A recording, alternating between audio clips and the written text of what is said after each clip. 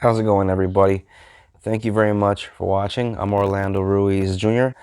This is my review for Top Gun Maverick. I just saw this in the theater, and I gotta say, I was very surprised by how much this movie was not just entertaining, but heartfelt and was very much a ride in terms of being an action movie with a heart, the kind of movies we used to get back in the 80s all the time. And given that this is a sequel to an 80s classic, uh, it really is kind of shocking that they actually pulled it off and it sticks to landing. Tom Cruise, once again, does a great job.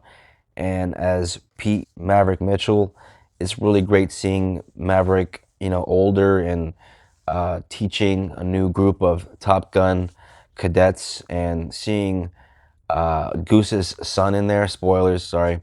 Well, the trailers kind of imply that anyways. We all seen the trailers. The love interest angle with Jennifer Connelly and her little backstory and her tie to the first film is pretty cool and a lot of fun. The younger cast did a really good job. All the young pilots, they were very personable and had a lot of character, and it was really cool seeing the comparisons to the 86 film. The aerial sequences, the combat sequences in this movie are a lot of fun to watch.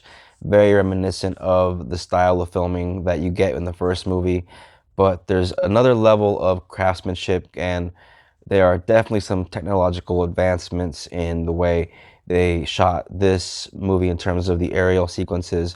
It's very impressive, and this is a kind of thing that deserves a look on the big screen because it is so well done, and the sound design is amazing. In the theater I went to, they turned that sound all the way up, and I was very grateful for that. There was one part of the movie that I thought could have been done or handled better, and that was there's a moment where Maverick is watching Goose's son from behind the a window of a bar after being kicked out of the bar, and he's sort of watching him having a flashback of Goose basically because his son is playing the piano and he's singing Great Balls of Fire or what do you know, and so yeah, it sort of gives him that little PTSD for a second. He sees, Anthony Edwards and he sees Meg Ryan for a minute. They flash back, and the way it was done, I felt like it could have been handled a little better. The editing, maybe something about the editing, or I don't know, just something about the way they executed that felt a little too corny. But yeah, that was one thing that, if anything, that's the only negative I could say about the movie. Other than that, the movie is very solid. It's really impressive to see that this was actual flying real planes, not that much CGI like you'd normally see in a typical big Hollywood, big budget movie that would depict something like this. But of course, given that it's Tom Cruise and the guy is out of his mind, he's willing to do these things for real.